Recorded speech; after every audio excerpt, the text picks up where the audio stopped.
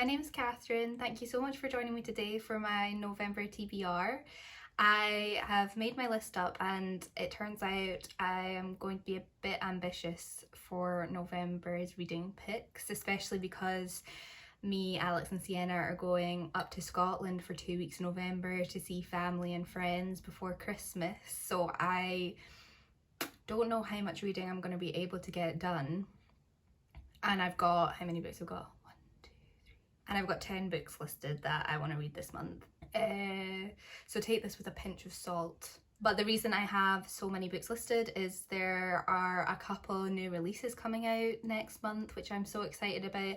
And because Christmas is coming up, and I'm pretty sure I'll probably get some new books for Christmas, and I myself will probably buy myself new books for Christmas because I can't be stopped. I want to try and get through as many books that I haven't read that are on my shelves already, so that I'm not just adding and adding and adding to a pile. So the plan is for November and December to get through as much of that as I can. So without further ado, let's get into it. The first book I'm planning to read is Hamnet by Maggie Farrow. This won the Women's Book Prize for Fiction in 2020 and it was absolutely everywhere when it came out. I'm sure you've heard of it, I'm sure you've seen it, I'm sure you've probably read it, but my sister gave this 5 stars. She's been obsessed with me reading it. She lent this to me and she's pretty much peer pressuring me into reading this. I wasn't completely drawn to it when it came out, which is why I kind of bypassed it, but I trust my sister's opinion. She is the reason why I love a lot of the things I love, so I'll give it a go for her. So this novel is about William Shakespeare's son Hamnet, who died when he was just 11 years old. The novel follows the aftermath of his death and the effects it had on his family and how his death inspired one of Shakespeare's and one of the world's most well-known play, Hamlet. I don't know much about this book, but I do know that it follows 2 separate timelines of events. I think it follows Shakespeare and his wife Agnes when they're falling in love, and then obviously the death of their son and what that does to their relationship and their family dynamic. And I also know that there is a chapter written from the perspective of a flea, which I think sounds fun, but we'll see. So I'm pretty much going into this with no expectations, even though it's got prizes and even though I've heard lots of people love it, I wasn't drawn to it. But I am intrigued to find out where I sit with it. Because I'm not going in with many expectations, I might end up actually loving it because of that. We'll see. The next book I'm planning to read is The Unmaking of Farrow by Adrienne Young. This came out in October, and I also read her previous book Spells for Forgetting in October too, and I absolutely loved it. So when I found out she was coming out with another book that kind of sounded similar to the vibes of Spells for Forgetting, I was ready to jump on that. So like Spells for Forgetting, this novel takes place in a small town with a magical mystery going on in it. It's set in Jasper, North Carolina, and it follows Farrow, whose family has been plagued with a curse for many years and caused the disappearance of her mother when she was little, meaning that she was brought up by her grandmother instead. A year after June starts hearing and seeing strange things that aren't actually there, she decides that she needs to put an end to this curse once and for all, and she begins to follow a series of clues left behind by her grandmother after her death. If this is anything like Spells for Forgetting, I'm sure that I'm going to get wrapped up in this novel. I'm hoping it has compelling characters, intriguing mystery, and a little sprinkle of magic, just like Spells for Forgetting did.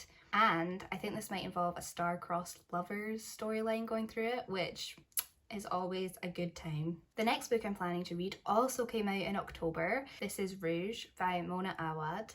She's the author of Bunny, and I read Bunny earlier on this year and I absolutely adored it. It was so weird and disturbing in the best way possible. It was like a disturbing version of Mean Girls.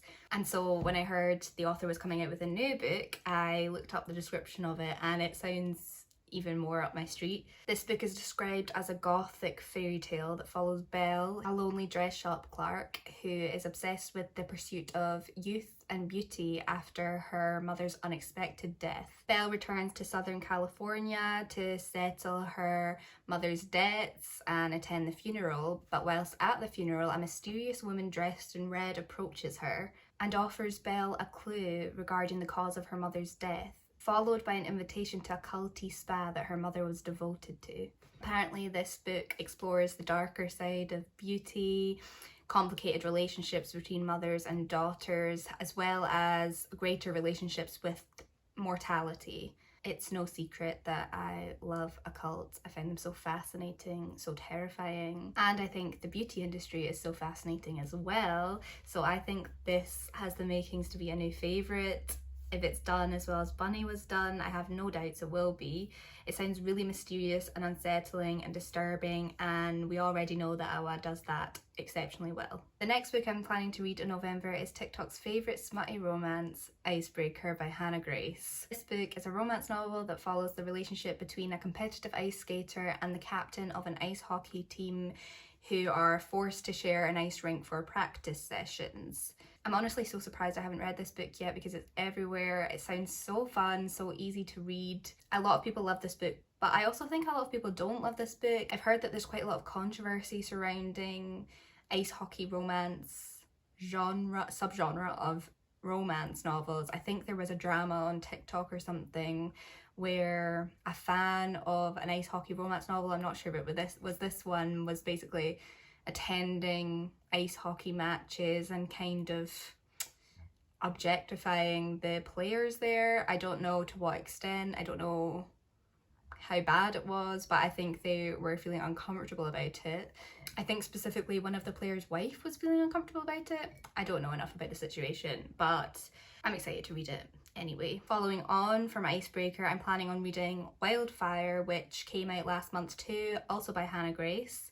I've picked this book for the book club that I do with my sister-in-law because I know she's read Icebreaker and really enjoyed it, and I knew I wanted to see what Hannah Grace's stuff was about, so I thought it would be a good pick for us. This book is set at a summer camp in America and follows two summer camp counsellors who have had a really hot one-night stand together until they end up realising that they're going to be working together as counsellors at this camp where counsellors aren't supposed to fraternise with each other in order to keep a professional vibe going on. From what I gather from reading about this situationship, the girl Aurora is a commitment phobe and has decided to be a camp counsellor because the camp reminds her of being home. It feels like a home to her. Whereas the main guy, Russ, has come to the camp to be a counsellor in order to escape a rocky home life. He doesn't want to break the no fraternising with other counsellors rule because he knows that it will just get him sent straight back home and he can't handle that right now. But I think Aurora is going to be a bit more keen to keep their situationship going. I've not heard as much stuff about this book as I have Icebreaker, but I think that's because it's just come out, not as many people have read it. Again, it sounds like it's just going to be a fun, quick, easy read, which will be perfect for the amount of travelling I'll be doing in November and seeing friends and family. I just want something easy to pick up in between like socialising. I do wish that I was reading it in summer instead because it's not giving November, autumn, winter vibes, but I can't control when publishers release their books. I wish I could. I would have Curse of True Love in my hands right now if I did. Although by the time that you watch this I will have had that in my hands and I'll have read it. I'm so excited. The next book I'm going to read in November is Bookshops and Bonedust by Travis Baldree. I read Legends and Lattes again earlier this year and loved it and was so excited for another one to be coming out. This is going to be a new release in November and it's another cosy slice of life fantasy which I think is going to act as a prequel to Legends and Lattes. This prequel follows our favourite orc barbarian Viv, who gets injured whilst on a job and is forced to take a break in order to recover and ends up in the sleepy beach town of Merk, Whilst in work, she ends up spending her days in this bookshop and befriending the bookshop's owner, and inevitably adventure ends up finding her again in the form of suspicious travellers and a summer fling. Again, I think this is going to be a really quick read. Legends and Latitudes was really super quick, really fun, cozy. It was just like a nice cup of tea, a warm hug, all the nice vibes. And these books aren't by any means life-altering, but that's what I love about them. Sometimes I want to read a fantasy, but I don't want to be constantly worrying about the pain and suffering all the characters are going to go through to eventually probably inevitably die at the end anyway. I want to be able to step into a fantasy world sometimes and just like watch an elf go to the gym, or I don't know, see some wood nymphs start a band. The next book I'm planning to read in November is Iron Flame by Rebecca Yarros. This is the sequel to Fourth Wing, which you have probably heard of. Everyone is obsessed with it, and it's actually the only sequel I'm planning on reading in November. I basically want to be part of the conversation that is going to be the talk of the town on BookTube and everything when this book comes out, so I'll be reading it. Without spoiling anything in Fourth Wing, I'll just say that this book is going to pick up where we left off. I'm assuming at the end of Fourth Wing, which ended on quite the cliffhanger. There were a lot of unanswered questions, and I'm really anticipating finding out where this sequel is going to take the story, because as of right now I'm quite unsure. Like, I'm assuming Violet is going to be going into her second year at the school, but the way things were left off at the end of book one, I don't know how that's actually going to come about. Anyway, I can't really say any more without spoiling Fourth Wing, so yeah. The next book I'm planning on reading is very exciting because me and my friends, and Alex is my friend too, but he is more than a friend, we're starting up our own book/film club. Basically every month, how many of us are there? There's like 6 or 7 of us, I think, and we're going to take turns every month with a person choosing whatever they want us to read or watch that month, and then we'll either have a wee FaceTime chat, or like next month in November, because me and Alex are going to be up, we'll be able to meet up with everyone in person and have a wee drink, and it'll be really, really sweet. Anyway, so first pick of this month is Anxious People by Fredrick Backman. I have heard of this book. I remember when it came out, it was really big. I remember seeing it everywhere, but I never read it, and I never really knew what it was about either. My friend who chose it, she was telling me about it the other day, and it sounds really, really interesting, and she says she read it in like 2 days, so I think this may be another quick read for me. So the premise of this book is a group of 8 really anxious strangers who are forced into interacting with each other when a failed bank robber takes over an open house situation and holds them all hostage. Each of the characters involved are all very different people from various walks of life, and when forced into the situation together, various truths and secrets come to light and end up setting in motion a chain of events that are extremely unexpected. It sounds so intriguing. Because my husband is going to read it with me, I think we're going to get the audiobook and listen to that on the drive up to Scotland. It'll be around about the same amount of time drive as it is listening to it, so it'll work out quite nicely. And yeah, I can't wait to see what it's like, and I also can't wait to see all my friends and talk about it. We're getting close to the end now. The next book I'm planning on reading is The Mercies by Kiran Millwood Hargrave. This is a book that I was gifted for my birthday by my sister. Me and Lizzie, my sister, both watch Lucy Wood on YouTube. We love her, and she read this book maybe a year ago and she loved it, recommended it. So Lizzie bought me this. I've just not read it yet, and now is the time. So this book takes place in winter 1617 on a small Norwegian island called Farrow, where all the men in the village have died in a storm whilst out fishing. Sounds like a dream. Now it is 18 months later. The island is only made up of women, and one day a mysterious, sinister figure arrives. A man named Absalom Cornet, who has been summoned to the island in order to keep the woman in line.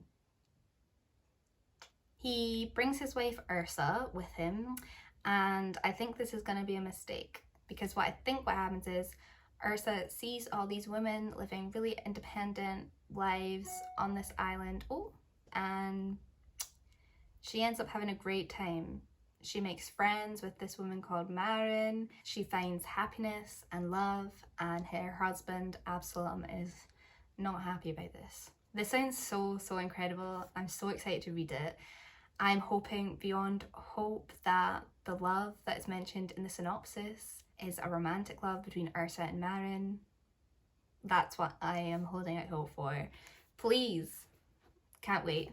And finally, the last book I'm planning on reading in November is The Fifth Season by N.K. Jemisin. I bought this book last month on purely a whim because I've heard so many good things about this trilogy. It's the first book in the Broken Earth trilogy. It's a highly regarded sci-fi trilogy. This won the Hugo Award for Best Novel. This book takes place in a world called the Stillness, which is a whole continent which is prone to catastrophe after catastrophe. The world is in constant fear that it's going to end. This book takes place at the real end of the world and follows a woman who has a secret power that she must keep hidden, and she is desperately trying to find her daughter who has been kidnapped. That is the extent I know about this book. I know very little, and yet I am so excited to read it. I've heard so many good things about it. It just sounds really good. I feel like I've not been reading very many science fiction books lately, so I hope that this is going to get me back into it. And that's that. Whilst going through those books, I realised that only 2 of them are actually from my TBR shelf, and the majority of them are new releases that I have to go out and get. So I'm breaking every rule that I said at the beginning of the video. I hope you all really have a really happy and safe Halloween. I will be watching Over the Garden Wall and turning all my lights off so that no trick-or-treaters come to the door. That's a joke. I will give out sweets, but I just won't enjoy doing it. Thank you so much for watching, and I hope you have the best upcoming week.